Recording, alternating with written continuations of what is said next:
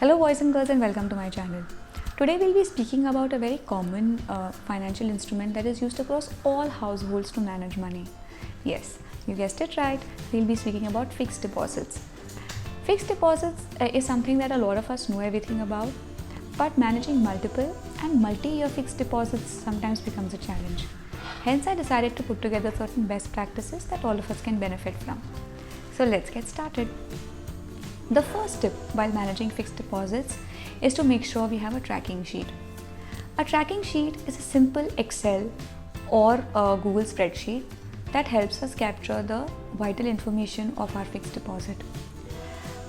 It should have columns pertaining to the principal amount, which is basically the amount of money that you're locking in, the period for which the money is locked in, the maturity amount, which will be the final amount that will be available to us after the FD matures, the rate of interest that the bank will give us for the money locked in, and the last column will be the maturity instruction that we've placed with the bank for the proceeds of the FD.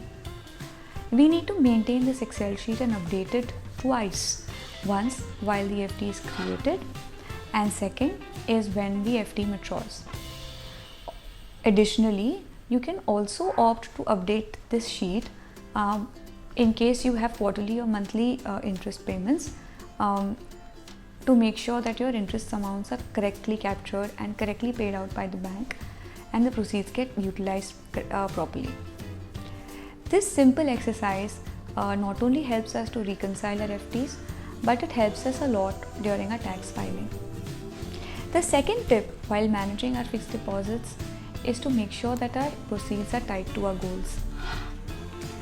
While we've created the tracking sheet as described in tip 1, we also need to add another column called goal against every FD that we've created, which will make sure that all our FDs are utilized appropriately for their respective goals.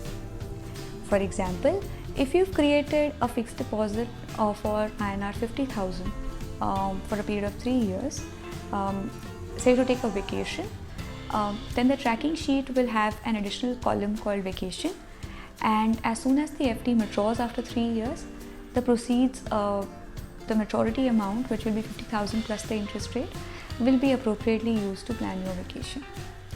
This will help a lot in maintaining financial discipline. You can have multiple FDs all for different goals, including your school fees and to park your excess fund, and all these goals can be correctly captured in the tracking sheet so that all your money can be utilized appropriately for their respective goals. The third and a very important step in managing FDs is to manage taxation pertaining to FDs. As all of us know, interest from FDs is completely taxable.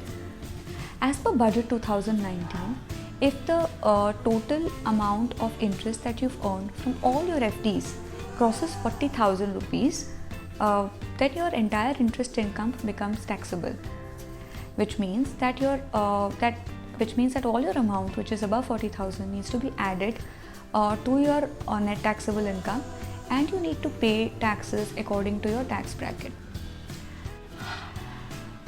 In case your interest amount is less than 40,000 rupees, then you will not be required to pay any taxes. Do make sure you check the latest tax laws applicable in the area in which you live in. Also note that in case of banks and in case of multi-year FDs, the banks deduct TDS on a yearly basis, while your interest gets paid out only after the FD matures. This is something that we all forget to note. The fourth point is to make sure that we look for our maturity instruction and our period of lock-in appropriately while creating our FD. Like I had said in point number 2, that all our FDs should be linked to goals, we should also make sure that our tenure and our maturity instruction are linked to our goals. To give you an example, if you want to make your school fees payments through quarterly interest payments from FDs, make sure that you select the right option at the bank while creating the FD. If you want to take a dream vacation after a year of your FD creation, then you make sure you select the tenure appropriately while creating the FD.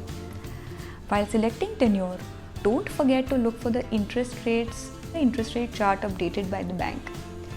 This is updated frequently, and what you might have seen some time back might not be relevant when you go to create the next FD.